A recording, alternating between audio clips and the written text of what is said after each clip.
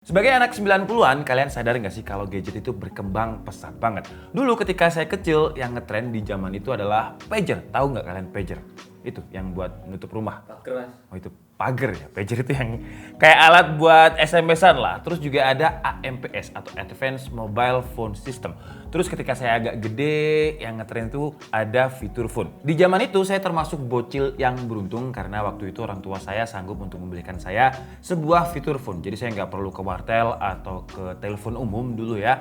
Dan kalau misalkan teman saya nggak punya fitur phone, saya bisa telepon ke rumahnya. Dan di zaman itu, harga kartu aja itu mahal banget, harga pulsa juga mahal banget. Satu SMS mahal, telepon pun juga mahal, nggak semurah sekarang. Terus setelah itu muncul HP yang bisa dibilang sih semi smartphone ya, karena awal-awal itu dia cuma bisa untuk mengakses sosial media. Kalau zaman saya dulu ada MySpace, ada Friendster, kalau sekarang kan udah banyak ya, ada Facebook. Facebook ini yang masih lama nih, dari dulu sampai sekarang masih ada Instagram dan lain-lain. Terus juga ada aplikasi instant messaging kayak WhatsApp, terus juga messengernya Facebook.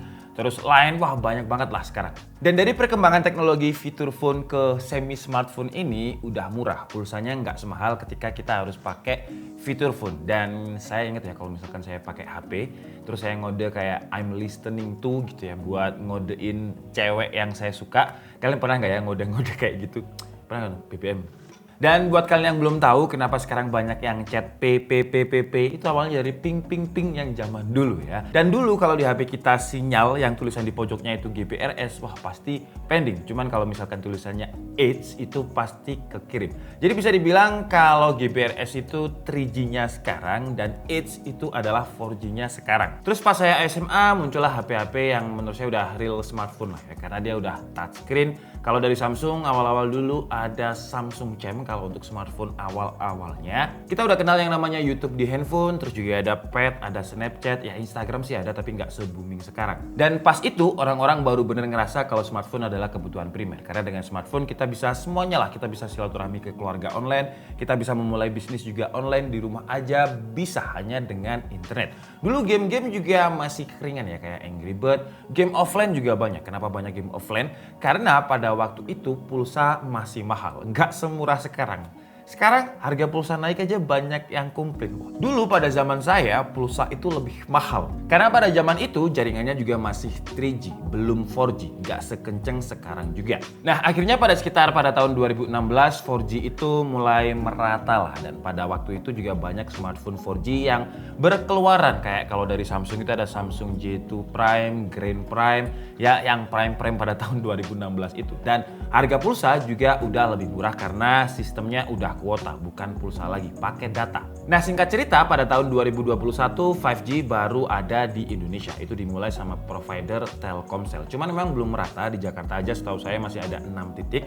Padahal 5G itu kenceng banget kalau saya lihat reviewnya di internet ya. Cuman sayangnya saya tinggal di Malang, di Jakarta aja 6 titik apalagi di Malang. Di Malang belum ada. Jadi sekarang saya itu iri banget sama reviewer yang ada di Jakarta karena mereka udah bisa ngerasain 5G, saya belum. Jadi saya nge-review HP 5G pun saya nggak bisa nyobain gimana kenceng 5G-nya. Jadi kayak percuma jadinya. Cuman pemerintah Indonesia udah berkomitmen untuk meratakan 5G dan untuk meratakan sinyal 5G ini harus ada yang dikorbankan, yaitu menghapus sinyal 3G. Sama halnya kayak berita kemarin ya, TV analog bakal dihilangkan karena udah banyak TV yang pakai smartphone. Semuanya sekarang serba digital. Ya selalu begitu sih ya, setiap ada perkembangan pasti ada yang dikorbankan. Berhubung jaringan 3G ini bakal dihapus, jadi kita udah bener-bener harus ninggalin yang namanya SMS atau telepon. Kita harus pindah ke aplikasi instant messaging kayak Messenger, WhatsApp, Line, dan lain-lain. Artinya kita semua minimal ya harus punya smartphone yang sinyalnya udah 4G sebelum nanti pada akhirnya 5G udah merata di Indonesia. Berhubung mindset smartphone ini masih terdengar canggih dan juga mahal di telinga orang yang masih pakai HP fitur phone.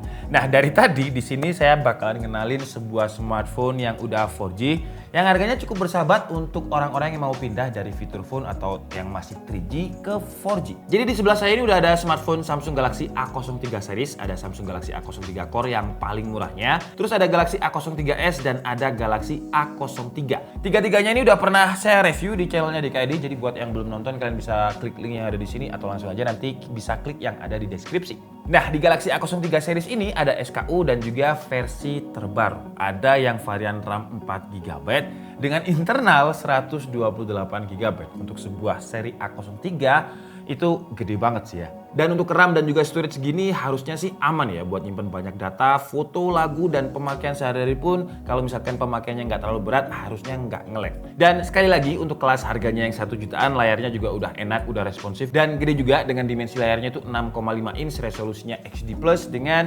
Infinity V. Dengan varian memori yang cukup beragam dan spek yang bisa dipilih sesuai kebutuhan, kalau emang kalian nyari smartphone 4G sejutaan yang RAM dan storage-nya maksimal, ada Galaxy A03 yang versi baru tadi 4GB 128. Harganya itu Rp1.999.000. Galaxy A03 ini juga ada yang 464, lebih murah Rp200.000 dari yang 4128. Kalau misal butuhnya kamera yang lebih lengkap, bisa pilih Galaxy A03s di harga Rp1.599 dengan RAM 3GB dan storage 32GB. Dia punya triple kamera, main kameranya 13MP plus lensa depth 2MP, makronya 2MP. Nah, kalau mau yang harganya paling bersahabat, ada Galaxy A03 Core di harga Rp1.249.000 dengan RAM 2GB, storage 32GB. Ya kalau menurut saya sih dengan harga 1 jutaan kita udah dapat HP dari brand ternama kayak Samsung seperti ini, apalagi baterainya juga sama-sama 5000 mAh, plus banyak fitur lain yang bisa kita pelajari lagi. Menurut saya sih cocok buat orang atau mungkin orang tua kalian yang masih pakai HP fitur phone atau yang belum bisa 4G ya, kasihan. Masa orang tuanya suruh telepon dan SMS itu jatuhnya lebih mahal karena nggak pakai kuota. Oke lah, jadi mungkin cukup segitu aja video tentang, bukan review sih ini ya, ini lebih ke kayak pengumuman kalau misalkan ya semua orang harusnya sih udah minimal 4G lah sebelum 5G merata ke Indonesia karena 3G mau dihilangin. Dan saya mau memperkenalkan HP yang murah yang pengen pindah dari 3G ke 4G. Cuman 1 jutaan aja dari Samsung ini. Cuman kalau kita ngomongin 4G itu di saya aja kalau misalkan saya lagi ke pantai atau ke gunung gitu biasanya 4G-nya hilang. Jadi pindah ke 3G. Di Jakarta mungkin juga menurut saya 5G memang, tapi kalau misalkan kemana gitu nggak di 6 titik itu pasti juga 5G-nya hilang. Atau mungkin kalian udah merasakan sensasinya 5G, bisa tulis di kolom komentar. Buat kalian yang masih 3G juga bisa tulis di kolom komentar. Saya Dika Budi and see you on the next video. Bye bye.